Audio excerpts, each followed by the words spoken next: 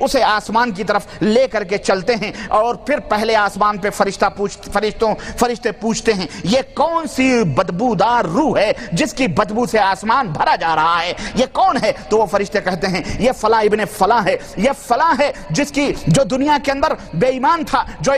دنیا کے اندر منافق تھا، جو دنیا کے اندر کافر تھا، بدبخت تھا، یہ اس کی روح ہے۔ چنانچہ اللہ رب العزت ارشاد فرماتا ہے کہ لا تفتح لهم ابواب السماء ولا يدخلون الجنة حتى يلج الجمل في سم الخياط، یہ وہ روح والے ہوں گے جن کے لیے آسمان کے دروازے نہیں کھولے جائیں گے اور نہ ہی یہ جنت میں داخل ہو سکتے ہیں۔ جس طرح ایک اونٹ سوئی کے ناکے میں داخل نہیں ہو سکتا، اسی طرح یہ جنت کے اندر داخل یہ کفار، یہ مشرکین نہیں ہو سکتے ہیں۔ اللہ فرمائے گا اکتبوا کتابہ فی سجین، اسے جیل خانے کے رجسٹر میں اس کا نام لکھ دیا جائے، اور وہ بدبودار روحیں جہاں ہیں وہیں اس کو ڈال دیا جائے، اور پھر نام لکھ کر کے اس کو دنیا کے اندر سجین کے اندر سفلا کے اندر پھینک دیا جائے۔ چنانچہ وہاں پھینک دیا جاتا ہے۔ اللہ رب العزت ارشاد فرماتا ہے وَمَن يُشْرِكْ بِاللَّهِ، جو اللہ کے ساتھ شرک کرتا ہے، فَكَأَنَّمَا خَرَّ مِنَ السَّمَاءِ، آسمان سے ایسے گرتا ہے، فَتَخْطُفُ الطَّيْرُ، جیسے آسمان سے کوئی چیز گر رہی ہو تو اسے کوئی پرندہ اچک لیتا ہے، یا ہوائیں اسے لے جا کر کے کہیں کسی کوڑے کرکٹ میں ڈال دیتی ہیں بری جگہوں میں، اسی طرح سے اس کی روح بھی اسی طرح سے اس کی روح لوٹائی جاتی ہے، اور اس طرح اس کی ذلت اور رسوائی ہوتی ہے۔ وہ روح پھر اس مردے کے اندر آتی ہے، پھر دو فرشتے آتے ہیں بالکل نیلی کلر کے، نیلی آنکھوں والے، وہ فرشتے وہاں آتے ہیں اور اس سے پوچھتے ہیں من ربکا، اے بدبخت روح، اے بدبخت انسان، یہ بتلا تیرا رب کون ہے؟ تو وہ کافر کیا کہتا ہے؟ ہا ہا لا ادری، وہ قبر میں کیا کہتا ہے؟ ہا ہا لا ادری، ہائے افسوس میں نہیں جانتا، ہے افسوس مجھے کچھ پتا نہیں ہے۔ فیقولان ما لہ، فیقولان ما دینو کا، تیرا دین کیا ہے؟ تو وہ کہتا ہے ہا ہا لا ادری، ہمیں نہیں معلوم ہے۔ پھر وہ دونوں فرشتے کہتے ہیں ما ھذا الرجل الذی بعث فیکم، جو نبی تمہارے درمیان بھیجا گیا تھا اس کے بارے میں تمہارا خیال کیا ہے؟ وہ کہتا ہے ہا ہا لا ادری، مجھے نہیں پتا ہے۔ پھر آسمان سے ندا دینے والا ندا دیتا ہے کہ افرشو من النار، اس کے لیے جہنم کا بچھونا بچھا دیا جائے، جہنم کی کھڑکیاں کھول دی جائیں، تو پھر اس کے بعد وہاں سے جہنم کی گرمی اور جہنم کی بدبو اور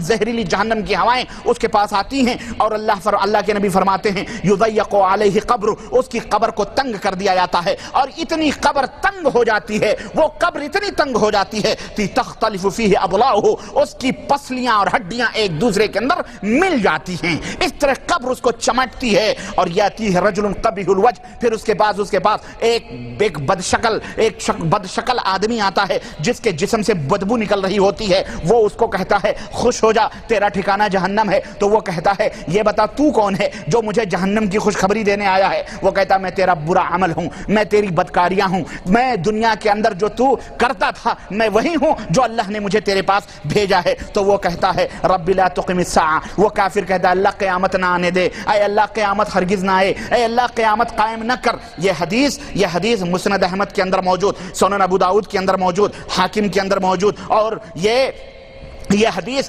امام بخاری اور امام مسلم کے شرطوں کے اوپر اس کی سند ہے، اور جس کو علامہ ذہبی نے بیان کیا ہے، اور علامہ البانی جو اس عہد کے سب سے بڑے محدث تھے رحمۃ اللہ علیہ، انہوں نے اس حدیث کو جو ہے صحیح قرار دیا ہے۔ تو اس حدیث پاک سے ہمیں مکمل طور پر ایک قبر کا مکمل طور پر اور مرنے کے بعد کیا ہوتا ہے، نبی علیہ الصلوۃ والسلام نے یہ مکمل طور پر ہمارے سامنے نقشہ بیان فرمایا ہے۔ اور اسی طرح سے حضرت انس ابن مالک کی ایک روایت آتی ہے، اللہ فرماتے ہیں کہ اللہ کے نبی صلی اللہ علیہ وسلم نے فرمایا کہ بندہ جب قبر کے اندر رکھا جاتا ہے تو اس کے اصحاب یا اور اس کے ساتھی جب پلٹ کر کے واپس ہونے لگتے ہیں تو انہ لیسمع قرع نعالہم، تو وہ بندہ اپنے ساتھیوں کے جوتوں کے چاپ اور آہٹ کو بھی سنتا ہے۔ پھر اس کے بعد اس کے پاس فرشتے آتے ہیں اور وہی سوال و جواب ہوتا ہے جو میں نے ابھی بتلایا ہے۔ چنانچہ اس طرح سے کافروں کو اس روایت کے اندر جو صحیح بخاری اور صحیح مسلم کی ہے، کافروں کو اللہ کے رسول صلی اللہ علیہ وسلم فرماتے ہیں کہ جب وہ کہتا ہے مجھے نہیں معلوم ہے تو وہ فرشتے جو منکر نکیر ہوتے ہیں وہ اس کے اوپر گرز مارتے ہیں اور وہ ہتھوڑے مارتے ہیں، جس کی وجہ سے وہ پاش ہو جاتا ہے اور چیختا ہے ایسی چیخ کہ جنات اور انسان کے علاوہ جتنی بھی مخلوقات ہیں اس کی چیخ کو وہ سنتے ہیں۔ یہ حدیث صحیح بخاری اور صحیح مسلم کے اندر ہے۔ اسی طرح منکر نکیر جو فرشتے ہیں یہ بھی برحق ہیں، جو ان کا انکار کرتا ہے وہ بھی کافر ہے۔ چنانچہ حضرت ابو ہریرہ رضی اللہ تعالیٰ عنہ کی روایت، جیسا کہ میں نے بتلایا کہ منکر نکیر جو ہوتے ہیں یہ دو نیلے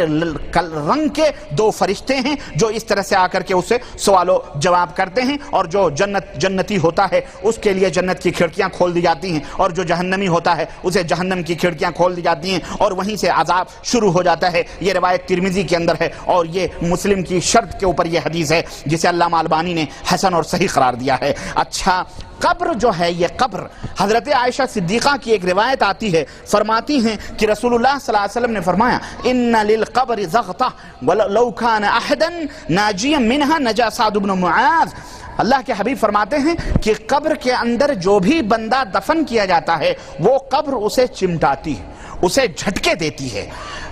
وہ اسے جھٹکے دیتی ہے، اور اگر قبر کے جھٹکے سے کوئی بچ سکتا تو ایک ذات بچتی، وہ تھی سعد ابن معاذ۔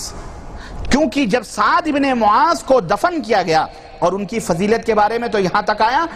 حدیث کے اندر آتا ہے جب سعد ابن معاذ کی وفات ہوئی ہے تو ان کے مرنے سے اللہ کا عرش ہل گیا ہے، اللہ اکبر، اور ان کے جنازے میں لاکھوں ہزاروں فرشتے حاضر ہوئے، اور جب ان کو قبر کے اندر دفن کیا گیا تو اللہ کے نبی صلی اللہ علیہ وسلم استغفار کرنے لگے کثرت کے ساتھ، صحابہ کرام سے کہنے لگے استغفار کرو۔ صحابہ کرام نے کہا اللہ کے نبی کیوں؟ کہنے لگے اس وقت قبر نے سعد کو دبوچا ہے، اور جب تک قبر نے ان کو چھوڑا نہیں تب تک اللہ کے نبی استغفار کرتے رہے۔ تو اللہ کے حبیب فرماتے ہیں کہ جو بھی بندہ قبر میں داخل کیا جاتا ہے قبر اس کو ضرور دبوچتی ہے، لیکن محدثین نے، صحابہ نے اور دیگر تابعین نے اس دبوچنے کی دو تعبیریں بیان کی ہیں۔ دبوچنا دو طرح کا ہوتا ہے، ایک وہ ہوتا ہے جو ایک آدمی اپنے دشمن کو دبوچتا ہے نہیں؟ ایک آدمی اپنے دشمن کو بھینچتا ہے، دبوچتا ہے، اور ایک دبوچنا وہ ہوتا ہے جو ماں اپنے بچے کو دبوچتی ہے، اللہ اکبر۔ اگر وہ مومن ہوتا ہے قبر اسے دبوچتی ہے، مگر اس طرح دبوچتی ہے جیسے ماں اپنے بیٹے کو دبوچتی ہے کہ تو کہاں تھا، آج اتنے دنوں کے بعد میرے سینے پہ آیا ہے، میرے پیٹ میں آیا ہے، تو اس پیار سے دبوچتی ہے۔ لیکن اگر کافر ہوتا ہے تو قبر دشمن کی طرح دبوچتی ہے کہ میرے سینے پر تو چل رہا تھا، اللہ کی نعمتیں کھا رہا تھا، اس کے باوجود بھی تیری آنکھیں نہیں کھل رہی تھیں، اور تو مسلمان نہ بن سکا، اسلام نہ لا سکا، اللہ کے اوپر ایمان نہ لا سکا۔ اب اس دشمنی میں اس کو دبوچتی ہے تو اس کی پسلیاں ادھر سے ادھر ہو جاتی ہیں۔ بہرحال قبر دبوچتی ہے، اللہ ہمیں قبر کے جھٹکے اور اس کے دبوچنے سے محفوظ رکھے۔ تو میرے عزیزوں، میرے دوستوں اور بھائیوں، یہ چند حقیقتیں جو حدیث پاک سے تھیں وہ میں نے آپ کی خدمت میں رکھی ہیں، جس سے یہ پتہ چلتا ہے کہ قبر کا عذاب برحق ہے، اور قبر کے اندر عذاب ضرور ہوتا ہے، اور اس کا انکار کرنے والا مسلمان نہیں بلکہ وہ کافر ہے۔ بات سمجھ آ رہی؟ کیوں؟ یہ حدیثوں کا انکار کرنا ہے، اور قرآن اور احادیث کو سامنے لا کر اس کو ٹکرانا ہے، اور اس طرح سے اللہ کے حبیب کی ان صحیح باتوں کا انکار کرنا ہے۔ وہ مسلمان نہیں ہیں، بھلے وہ نماز پڑھ رہے ہیں، داڑھی رکھ رہے ہیں، روزے رکھ رہے ہیں، سب کر رہے ہیں، لیکن اگر کوئی شخص ان کا انکار کرتا ہے تو وہ مسلمان نہیں بلکہ وہ کافر ہے۔ آگے بڑھتے ہیں۔ سلف اور صحابہ کرام بھی عذاب قبر کو حق مانتے تھے، چنانچہ علامہ ابن تیمیہ رحمۃ اللہ